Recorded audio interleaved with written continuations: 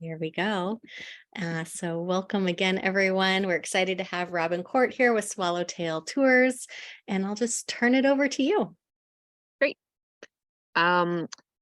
So I'll introduce myself first for people that don't know me. So I'm Chef Robin Court. I grew up in Vancouver, BC, Canada, and my focus is Pacific Northwest ingredients. So from a very young age, I started with harvesting things like mushrooms along the coast. And then as time went on, and it's like each year I would add new sort of local ingredients or invasive ingredients, whatever, to to the things that I knew. And then later, once my rule of thumb is I like to get to know something for a year before I choose to eat it. That way I know it well enough to identify any poisonous lookalikes, for example, and really just get to know it and its environments. And then at that point, once I've identified it to 100%, then I'll take it into my kitchen and I'll start experimenting with it. So that's been my lifelong passion. I wrote a cookbook recently, which just came out. I'm very excited. And I mainly do education now. So for the last 10 years with Swallowtail Culinary, we used to do mainly just pop-up restaurants in Vancouver. But now we're still doing those, but I do mostly education. So talking about either things, mushroom classes, spring and summer foraging, and then sea foraging, which is a massive people are really interested in sea foraging because there's just so much tasty things out there to eat. So that's my background. And so people that have taken a class with me like this, you're welcome to email or text me pictures if you want to help with identification, or if you want ideas about recipes or anything like that. I really would like to I like to keep a dialogue going, because I like, people can, with seaweeds, for example, there are thousands of different seaweeds. They can get really confusing. They're really hard to identify. Some groups are really hard to identify to the species level. So it's good that we know how to identify it, that I can pass you on to help you. So so just keep that in mind when you're coming around. I'm also on Instagram at Swallowtail Tours, so you can also communicate with me, picture wise that way as well. So that's a little bit about me. I think I'm gonna step into the PowerPoint so that we about my three favorites. So sea lettuce, bullwhip kelp, and rockweed. So this is one way to harvest. So people were talking about not being able to sort of kayak and grab the seaweed at the same time. And, it's kind of like patting your head and rubbing your stomach. So you can also just go at a very low tide. And that basically reveals a lot of different seaweeds to you. So bullwhip kelp, which is the kelp that I'm holding in the picture there, is a subtidal species that can be accessed when the tide is low, basically, right? So you want to think about that when you're foraging. It's just like the lower the tide, the better, because more species that are edible are available to you then, right? The limpets, for example, are in the very high tidal zone. Those are, you can pop one off the rocks anytime you want to eat one of those, almost. And then, like I said, bullwhip kelp or things like sea urchins are more things that you harvest at a very, very low tide. And then for clams, you want to look at those negative tides for harvesting the best of clams. For example, gooey duck, you need a really, really low tide for a good harvest of gooey duck. But for seaweed, you can, again, go on a low tide to harvest, or harvest species like rockweed. Let's see if I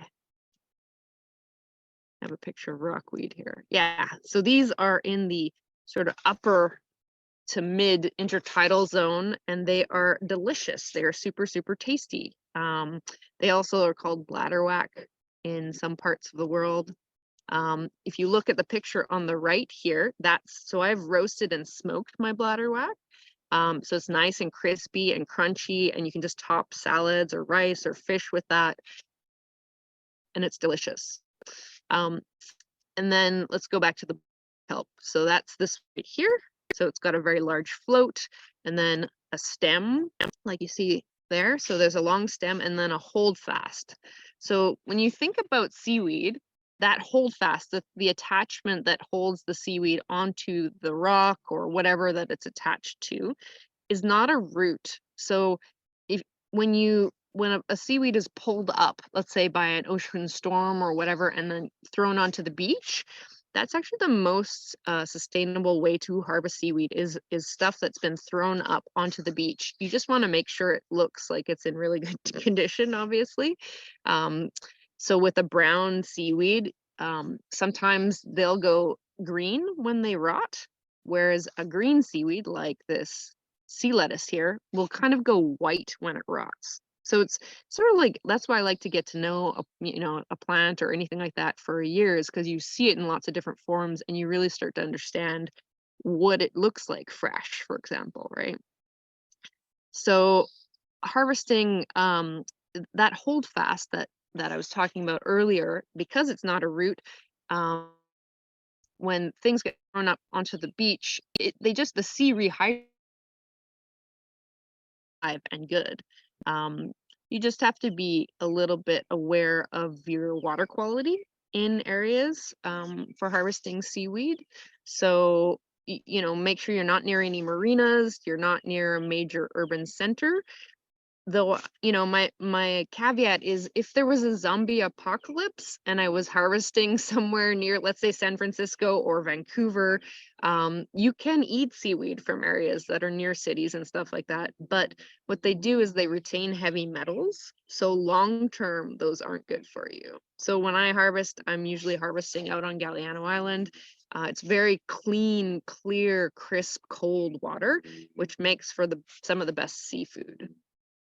The other thing I would say, because you guys, some of you are freshwater paddlers, so there's an algae, so it's a blue-green algae that is toxic. So there's a few, I'm going to just go through here and show you some toxic seaweed. So some people always, they'll say, oh, all seaweeds are edible. That is not true. There are some that aren't. There are very few species that can do you damage.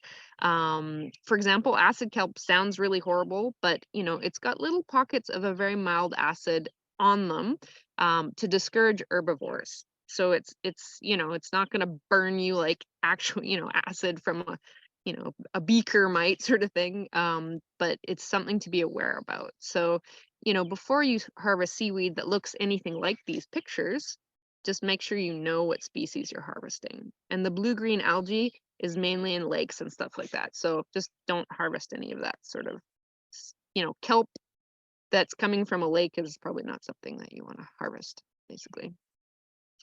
There's a question in the chat. Why would you choose to harvest the unattached seaweeds instead of harvesting fresh seaweeds?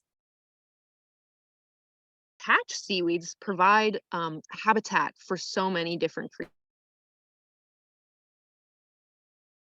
Why it's the most sustainable to harvest, but the washed up ones, rather than pulling up bullwhip kelp from the seafloor. For example, in British Columbia, it's actually illegal to harvest bullwhip kelp by yanking it up from the seafloor. And different areas will have different regulations around seaweed. For example, in BC, you don't need a license to harvest seaweed, but in Washington, I know you do need a license to harvest seaweed. So just be aware of that depending on where you are. But regardless of licensing and stuff like that, it's just like beaches, for example, there's just so many species that can be had that way. It's the nicest way to harvest. And then let's go back. So just another way to picture, there's these little discs. So that's actually the stipe of the bullwhip kelp. So I've sliced that up. I've made like a refrigerator pickle brine. So that's just like apple cider vinegar, maybe some sushi vinegar, pepper, corn, coriander. Boil that and then just pour that over the slices of the stipe or the bulb, and you'll make a really nice crunchy pickle, which is nice. that's bullet kelp. Sea lettuce is really great smoked, and then you don't have to smoke it till it's dry. You can smoke it just lightly and then chop it up for, sunomo salad, or toss it into a risotto or a stir fry or anything like that.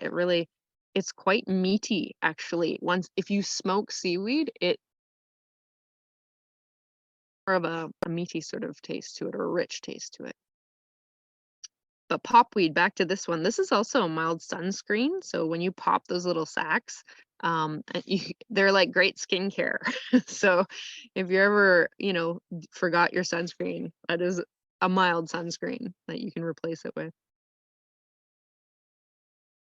And then Alaria, so this is our wakame. So Alaria species, there's different ones along the coasts that you can look at, but this is a delicious one that's just nice eaten raw. Whereas like bullwhip kelp, I don't tend to eat this raw. Usually dried or smoked or pickled. And this one can be eaten raw, the sea lettuce. The rockweed I tend to cook, not eat raw. So each species has its own sort of strength as far as flavor. Like for example, the sea cabbage it's akin to kombu, so it's very, very salty. You can see when you dry it sort of salt crystals that form on the seaweed, and this I use for making stock. So I would dry that or smoke it and then just have it in the cupboard and then throw it in. So I'll boil water with seaweed in it, and then as soon as it hits boil, I turn it off and I let it sit for 15 minutes, and then you just take the kelp out and you can eat that, but the stock made from that is really delicious.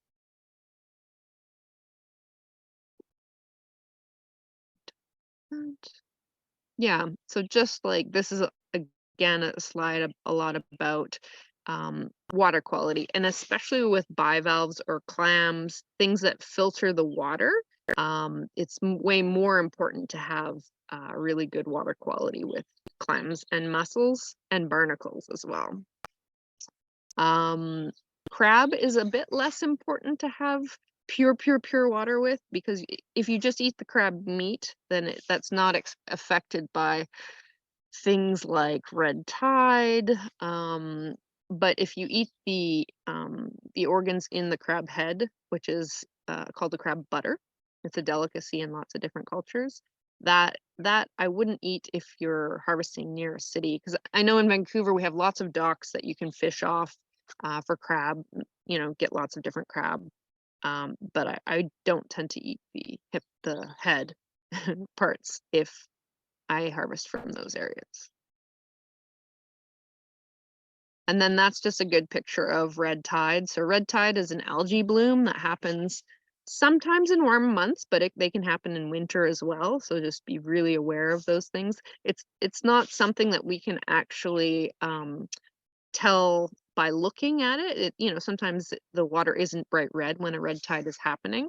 You have to rely on a government board or whatever, someone to test the water and send it to a lab to be able to tell if a red tide is happening. And what happens is that the clams, for example, they filter the water, they hold on to basically the substance that red tide creates. And then when you eat that clam, you can have what's called paralytic shellfish poisoning, which can kill you. So you have to be very careful with clams, mussels, and anything that's a filter feeder. So barnacles are included in that. Yeah, so I was talking about tidal zones before, right? So, this diagram gives you a good example of what's happening in the different tidal zones and why you might want to wait for a low tide. With sea urchin, for example, I harvest a lot of sea urchin just by free. You don't have to be a free diver. You can just go on a low tide, and sometimes it's even the tide is low enough you could just wade in with boots or hip waders and pull them up off the beach. They're a really good one for humans to harvest more of, because they're really overabundant. That's partially because humans wiped out a lot of the sea otters, which were one of their natural predators. So to balance that out, I really suggest that people eat more sea urchins. So sea urchins, I find, are delicious. If you've had them in a Japanese restaurant, for example, as uni, and you haven't liked them, you've been like, oh, too creamy or it's weird tasting or whatever, I would propose that it might just not have been fresh enough. They have to be really, really fresh to get the clean, delicious tasting sea urchin. So harvesting your own is the best way to do that. There's different species. So in my area, there's red, green, and purple species. All are delicious and all are edible. You just crack them open. So here's the sea urchin right there. You can see the orange parts are the uni or the roe. It's actually the gonads of the creature that you're eating. If this is a little too feral for you or wild, you can actually just scoop the roe out and blend it with butter to make an uni butter. And uni butter, I would say, tastes like the Parmesan of the sea. It's delicious. Even if you're a bit squidged out by eating one of these raw, they're delicious raw. Just FYI. But and at my place on Galliano, we have an urchin baron, what's called an urchin baron off my cliff here, and so that means there's hundreds of urchin. So if you're ever kayaking by my neighborhood near Galliano, I will point you to the area where you can harvest lots and lots of sea urchin. And the reason I want people to eat those is because sea urchin deforest the forest floor, so they tend to eat a lot of kelp, which again, like I said, are nursery beds for lots and lots of different sea creatures. So eat more sea urchin. Let's see, limpets. Yeah, don't be afraid to try a limpet sometimes. They're like this, they're like squid. They're a bit like calamari. You can eat them raw, just shuck them straight off the rocks. I usually travel with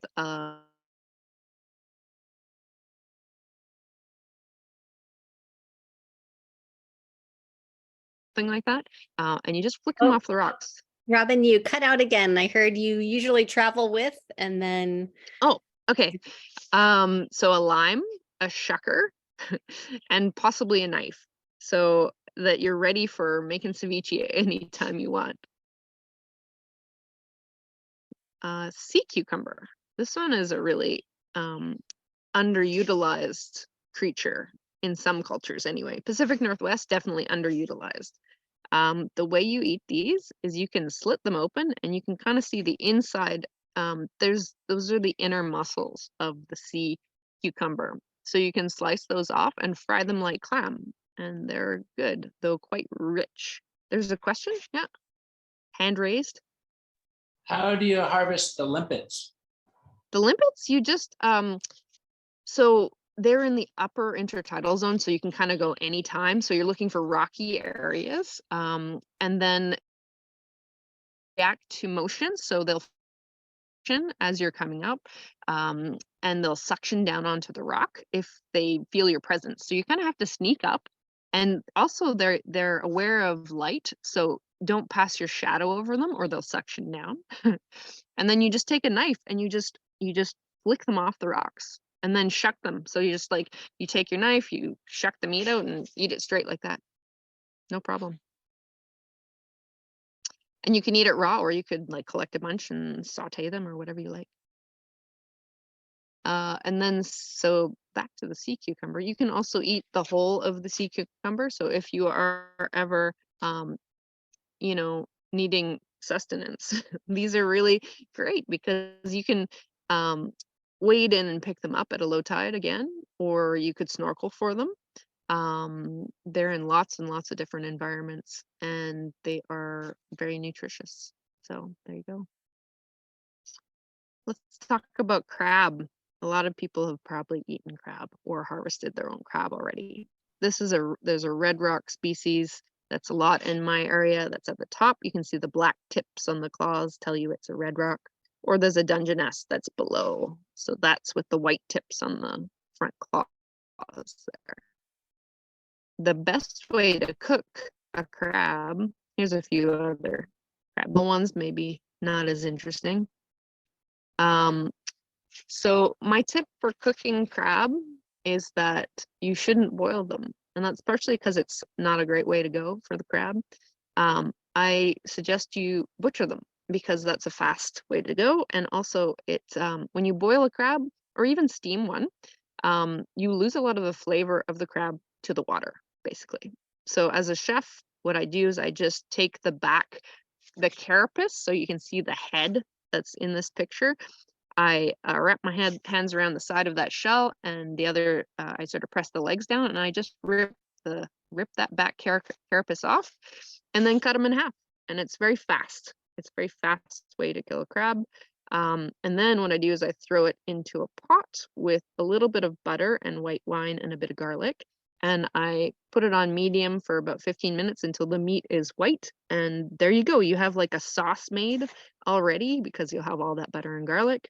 Yeah, it's really easy, and it'll be the crabbiest crab you ever taste. So this is just talking about clams. So there's lots of different species of clams. I would say little neck and butter clam are some of my favorites. And actually, I want to show you. Okay, and there's another clam. Gaper clams or horse clams are also delicious. They're like a lazy man's geoduck. So geoduck is a clam that's one of our largest in the Pacific Northwest, but you have to dig quite far. You can see that in the middle of this, the middle photo, you have someone up to their arm. This was on a class. We do a clam dig every April in Birch Bay, Washington.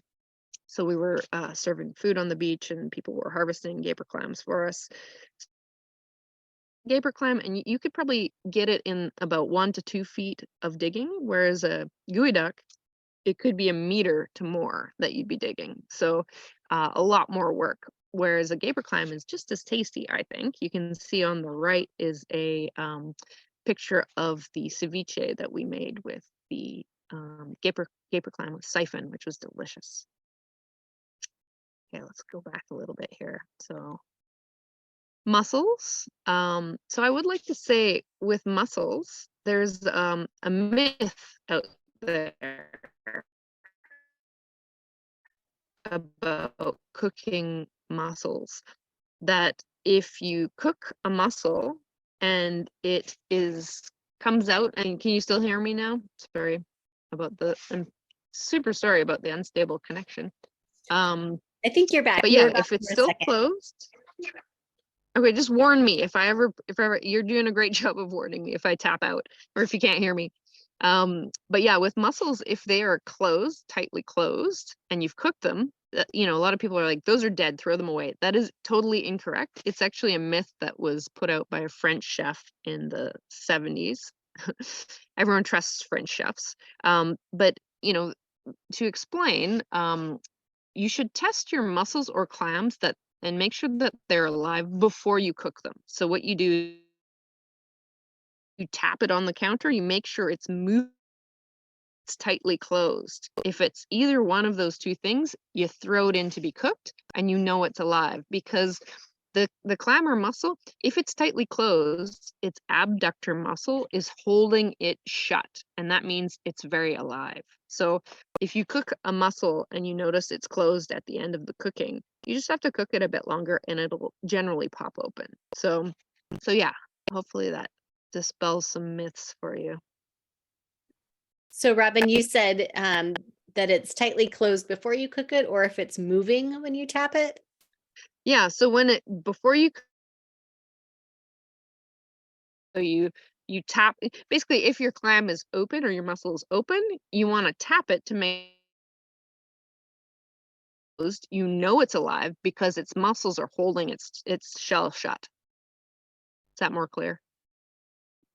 Yeah, there was just some cutting in and out as you were talking, so I just wanted to try to make sure that I was hearing what you were saying. But yeah, thank you. Cool.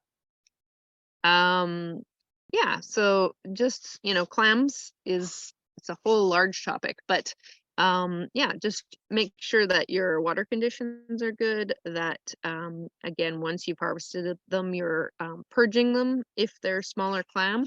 So that means you just throw them in a bucket of water and you let it spit out all the sand that it's collected. Yeah, really, it's a fun thing to do, to go do some clam digging. These are some of the Go ahead. Robin, there's another request to repeat again what you were saying about the The close. clams. Yeah. Sure. So, so with clams and mussels, if they are, so imagine you've just harvested a bunch of mussels, right? You take them and basically you're going to go through each one. You're going to see if the clam is open. You're going to make sure it's alive by tapping it. And then if it moves, you know it's alive. So you throw that in the good bin, right? And then if it's tightly closed, you know it's alive because its muscle is holding its shell shut, right? So that goes in the good bin as well. If you tap it and it doesn't move, you chuck it. That's it, right? So you do all your testing of alive or dead before you cook it. And then you know it doesn't really matter if you cook it and then, you know, doesn't matter where the shell is at that point because you've already done your testing. Is that better? Yes, thank you. No problem. Yeah, let's go one more up. We talked.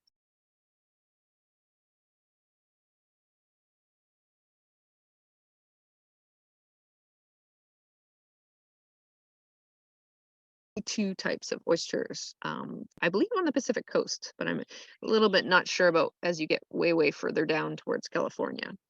Right, you cut out again until I heard oysters and wait. So Sure, I'll do it again. Thank you. So in my area, we have Olympia and Pacific oyster.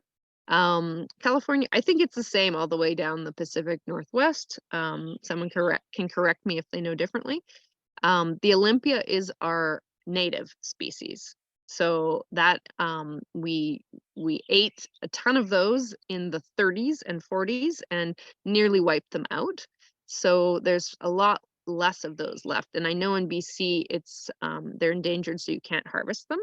So how I make sure I don't harvest any of those is I just make sure anything I harvest that's an oyster is over 5 centimeters. And then I know I'm not harvesting any Olympias. The Pacific oyster is the one that you're going to see more commonly. And if you go to the Desolation Sound trip, you're going to find a ton of Pacific oysters at different sizes. I will say, don't shy away from the really large oysters. Some people are like, ooh, they're too big.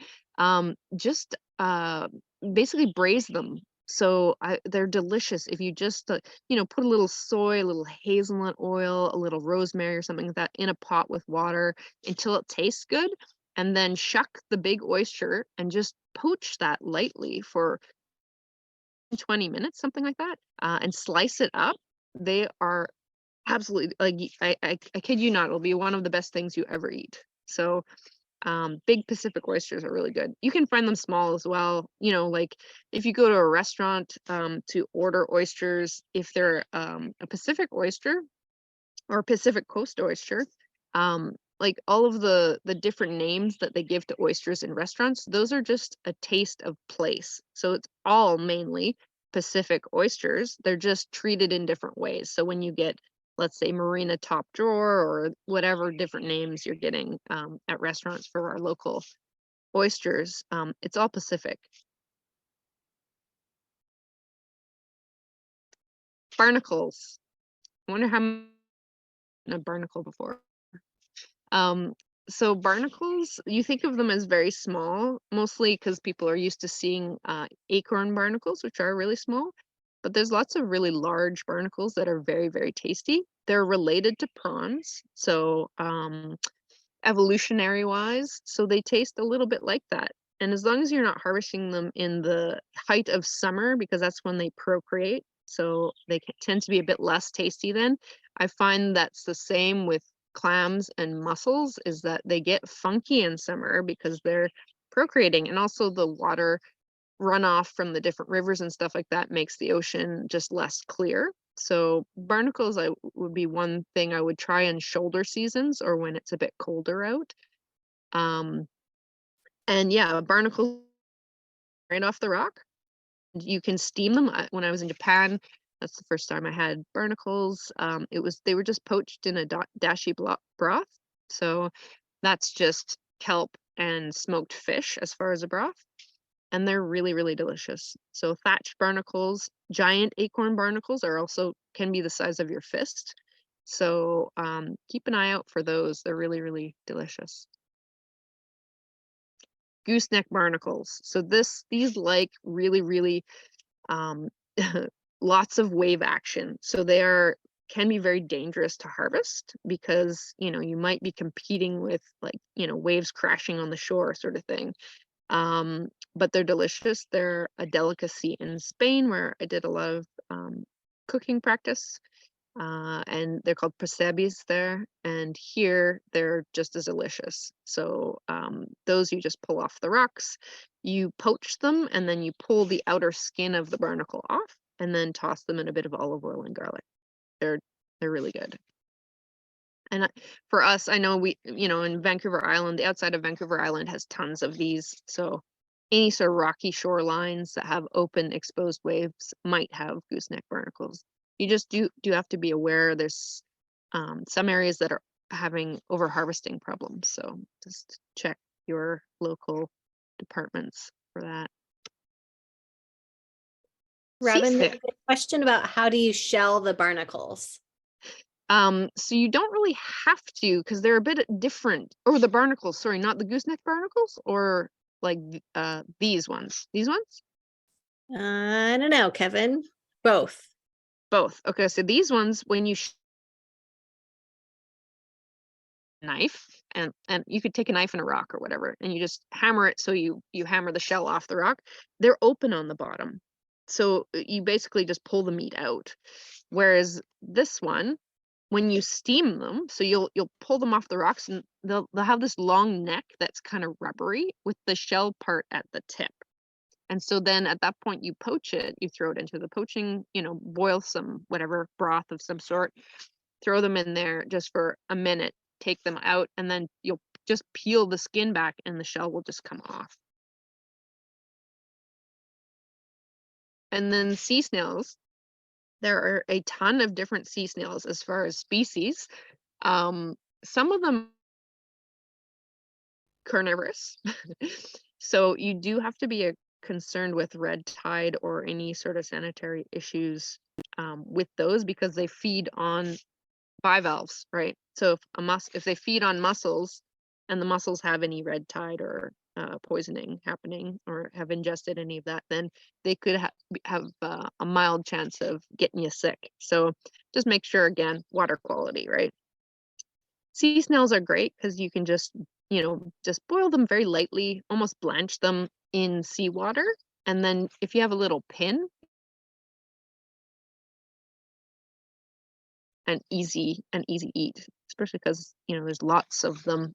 And if you go and harvest them in the lower intertidal zone, you'll find they get bigger and fatter. Some of them can be like, you know, the size of a small golf ball, right? So those are really, really good eating. Scallops. So, you know, these are rock scallops. So you would shuck them off the rock just like you would a barnacle, though with a lot more, you'd have to do a lot more smashing to get this off. But they are really, really delicious. Again, you'd need a low tide to harvest these. Okay, so we talked about licensing and stuff like that. Hey, Robin, on that rock scallop, is that a seaweed growing off of the end of the shell, or what's happening? Yeah, so that's very Geiger-esque.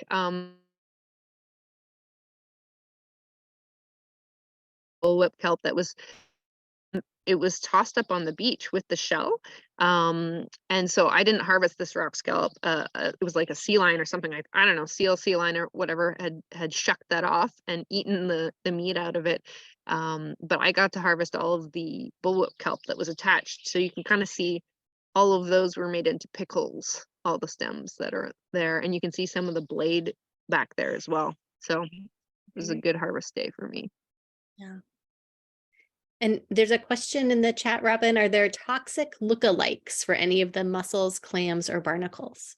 No, you can eat anything that looks like a clam or mussel. It's just water quality that you need to worry about. Actually, I will So the last thing I'll say is that that's my coastal foraging cookbook. So if you do want to get it, grab it on Amazon.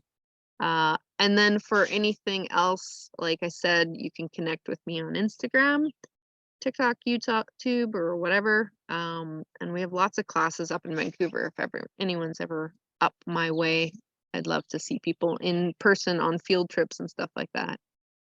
And I'm gonna just cancel my share, and then I'm gonna open it up just to see if anyone has any questions. Great. My video's back. Are you hearing me okay? Yeah, right now we're hearing you okay. Yeah, thank Oh. you. Yeah, folks, if you have questions, feel free to come off mute or put them in the chat. Any seaweed questions? Because I only covered 3 seaweeds. There's so many, like sea palm. Someone else was talking about sea palm. It's so delicious. It almost tastes a bit licoricey or black licoricey. That's a really nice one that you can again easily harvest or hand harvest, and then dry and then eat throughout the year. Yeah, so sea palm's great too. There's just so many different seaweeds. So there's an app called the Seaweed Sorter that will help you identify different seaweeds. So that can kind of help. And other than that, so the large majority of seaweeds, like I said, there's thousands of them. Oh, wasp. There's thousands of them. And some of them won't do anything to you or for you. They're indigestible. So they're not like the human digestive tract just like passes them, sort of thing. So in that case, roasting and cooking sometimes helps people, helps humans break down the substance that is seaweed into something that's digestible. But like I said, you can't really go wrong because it's again not doing anything to you or for you. There's a question in the chat if you ever do tours in the Portland area, or I guess we have a lot of Bay Area folks. Do you go down to California ever? I haven't, but I do know I can send an email. I do know a few people that do tours out that way that are good. So yeah, I can send some information out there for sure. There's also in Victoria, I know there's Amanda Swiminer, who's a marine biologist that does just seaweed tours. So if you're ever kayaking in that area, she's amazing. That's what her business is. She hand harvests seaweed. And teaches about it. So that's in Sook, I think, BC.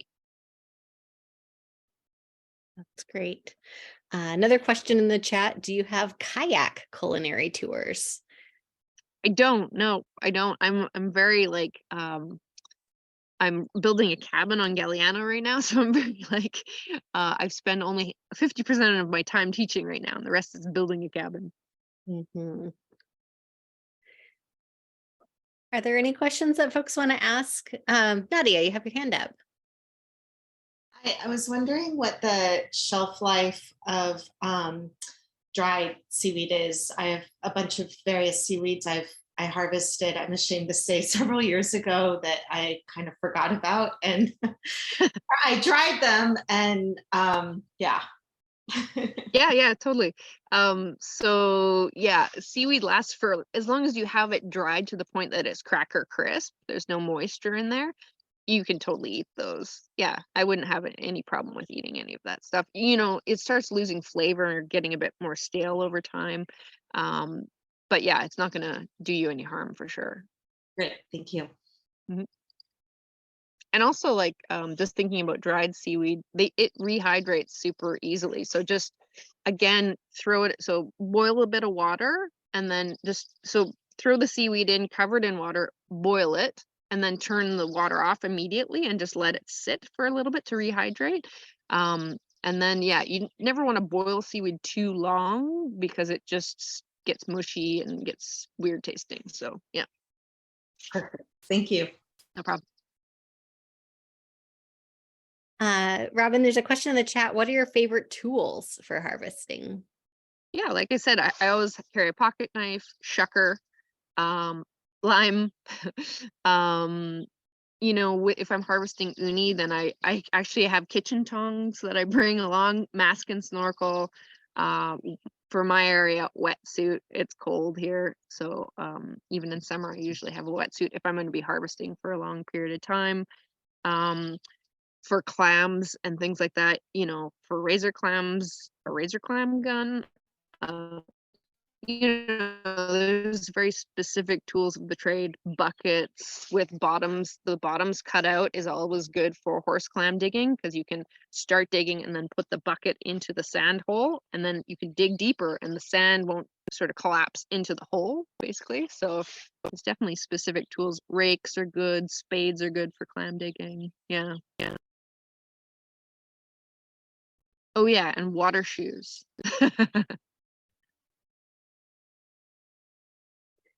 Do you have recommendations on water shoes? Like, Brands? yeah, I don't know. Favorite that you like? Well, actually, my ones that I have right now, I don't really like that much. So you know, honestly, the ones that are more durable, that have a harder sole, you know, anything that's more like boot-like rather than just like, you know, wetsuit material is better for harvest. Just because I'm scrambling along the barnacles, and you know, I'm, you know, a lot of the time needing a bit more foot support. Yeah. Yeah. Any other questions? Yeah, any other questions? I have a question about one of the slides that you showed with the mussels, and I don't remember the type of barnacle that was with the mussel. Uh-huh. I think it might be more specific to farther north and Pacific Northwest, um, um, and Canada, but I don't know. I'm familiar with seeing big beds of just mussels, but not this sort of mixed mussel and Gooseneck like barnacle. Yeah. Yeah. So yeah, definitely, you know, that was taken on the outside of Vancouver Island. So again, super good wave action on a rocky bluff. I know down in California they have the goose wave action and rocky sort of areas. They can pop up anywhere. And that's actually another good point. If I don't know if you use iNaturalist ever. I know so iNaturalist is a great app for targeting different species if you're looking for it. So it's just a citizen science database that is a live interactive map. You can type in, you know, mussels, blue mussels or whatever, and you'll see where everybody is finding them all the way along the coast. So if you're looking for sea urchins, you know, I'm looking for green sea urchins, you type it in and it'll show you where to go for it. So, or if you're kayaking in a specific area, you can go take a look at that and just see what kind of plants, what kind of, you know, sea life is in the area, basically, right? So that's really useful. But yeah, definitely, you know, mussels obviously are all down the coast, and the gooseneck barnacles are for sure as well. And I know, and mussels like that wave action too, certain types or certain species of mussels. Thank you. I'm swatting away the mosquitoes here. Robin, you had, before everyone came on, we were talking about things that we might find maybe on lakes or rivers or land, and Doug fir tips came up, and I'm looking out at my Doug fir and there's lots of bright green tips on there. What should I be doing with them? So these are great as tea, but I love using conifer tips in either sweet or savory recipes. So you boil it until it makes a syrup, pour it over these fresh, and then just let it sit in the fridge for a week, and it'll infuse that flavor into it. After a week, you strain out this material. You can eat it at that point if you want, and you'll have these great syrups to use to make cocktails or to make sodas or whatever you like. So that's just a really simple way to use them. The other thing that I find with conifer tips is that they're really good just diced and scattered over things like, let's say you roast a chicken, you know, chop some of these up and scatter them over afterwards, because it keeps the freshness. You could like again, stuff or roast with these or whatever, but it'll really mellow the flavor down. So yeah, I mean, with any new ingredient, you know, I usually just try it raw first or try it as a tea. So, because you'll really sort of start understanding what the flavor is like and then figuring out how it works into whatever you like to make type thing. So you could also make a rice pudding with these. Really, really delicious. Ice cream is, you know, something. Spruce tip ice cream is very common in my neck of the woods, for example. And as far as conifer tips, so this is just the green growth that happens in spring for each of the conifers, right? And a lot of these are edible. Pine, Douglas fir, spruce, western hemlock, for example, are just like a handful of ones that are really tasty. You can also harvest the green cones of pine or Douglas fir, and just try this. So you fill a small mason jar with brown sugar and about a half a cup of cones, and you leave it in the cupboard for a month. This is the easiest thing ever, for a month to ferment. And what happens is the green cones will basically, all the juice from them will be extracted into the syrup, and it'll make this lovely, almost like a maple syrup, you know, that you can pour over pancakes or throw it on ice cream or whatever. It's delicious, and it's a delicacy. That I got the recipe from the Italians, actually. They call it mugolio because it's the mugolio pine that they do it with. But it's easy. You just throw it in the cupboard and then it makes the syrup, and then you look like a superstar. You're like, hey, check out my pine cone syrup or whatever, right? You can also make toffee out of it too, which is delicious. So yeah, that's just one of the really nice things that's popping up right now. How many months did you say to put it in the cupboard? Like, Just a month. oh, yeah. okay. Yeah, it'll liquefy. The bottom will liquefy, and the cones themselves, you can then just, if it's a small enough cone, you can actually cook them down and make them soft. I make toffee with that, or you can just, you know, discard the rest of the cones or whatever, and then just reserve the syrup. Very cool. Yeah. We've got another question in the chat. Do you prepare large and small mussels differently? Yeah, for sure. I mean, I'm not actually a massive fan of large mussels. So with anything large, like an oyster or a mussel that is large, I will braise it usually and then slice it, or shuck it, slice it, and saute it, just sort of breaking down the texture a little bit. You know, North Americans generally are very one-dimensional as far as texture. If you look at Chinese culture, the texture palette is really wide, and I do fall into that like small sort of texture profile of what I find that I like. So yeah, with mussels that are large, I definitely would slice, fry them a bit more, smoke them. I love to smoke a mussel. Usually I'll steam them open with a little bit of Amontillado sherry and lemon sort of thing. Just steam them open, maybe garlic or something like that. They pop open, and then I'll throw them onto my smoker for like, you know, maybe an hour or something like that, and then cover them in olive oil. And you can keep those for a long time in the fridge, or you can freeze them at that point. But that really changes the texture of large mussels. It sort of like gives them a bit more meat, and yeah. So whereas little tiny ones, you know, I just want to lightly poach that and eat that straight. You know, you could then top that onto a chowder or something like that. So yeah, if things are more delicate, then yeah, you can just eat them easier. Thank you. That's all the questions we have in this moment in the chat. Anyone else have one? Feel free to pop it in. Someone just ordered your book. Nice. Thank you. June 27th release according to Amazon. So Sweet. Thank you so much. I'm so excited. I think some of those, the Mugolio syrup recipe is in there with popovers. So you make like a donut type thing, and then you drizzle that over. But thank you. Delicious. Yeah. Oh yeah, these are full of vitamin C as well. Just, you know, if you're into health. That's good to know. Yeah. All right, I'm going to stop the recording now. Thank you, Robin. And we'll see if anyone has a question. Maybe they were too shy to ask with the recording happening.